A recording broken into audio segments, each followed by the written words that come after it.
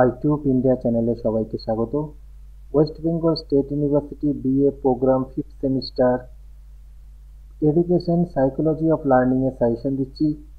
যা সাজেশন দিচ্ছি এখান থেকে তোমরা অবশ্যই কমন পাবে।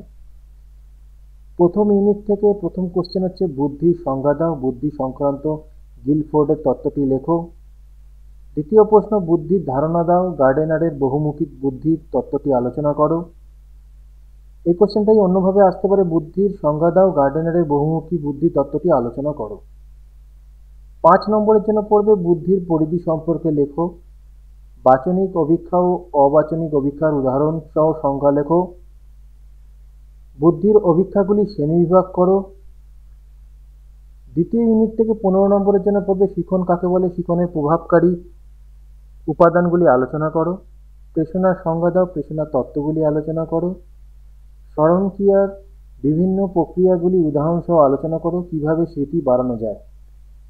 5 নম্বরের জন্য পড়বে শিখনের প্রকারভেদগুলি সংক্ষেপে লেখো। শিখনের বৈশিষ্ট্যগুলি লেখো।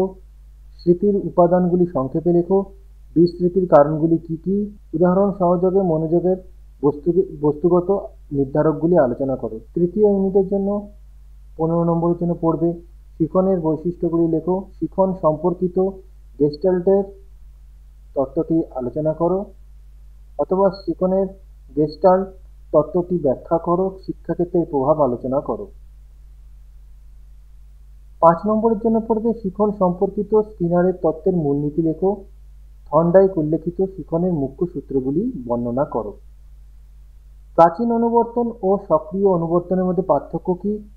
থর্নডাইক উল্লেখিত শিখনের মুখ্য সূত্রগুলি বর্ণনা করো। চতুর্থ ইউনিট থেকে পড়বে what is creativity, discuss it's scope and characteristic of creative person. তো এই কোশ্চেনগুলো তোমাদের রইল, এগুলো খুব ভালো করে পড়বে। এখান থেকে তোমরা প্রয়োজনীয় কোশ্চেন অবশ্যই কমন পাবে। যদি কোনো প্রবলেম হয় অবশ্যই আমাকে কমেন্ট করে জানাবে। ভিডিওটা ভালো লাগলে লাইক করে দেবে।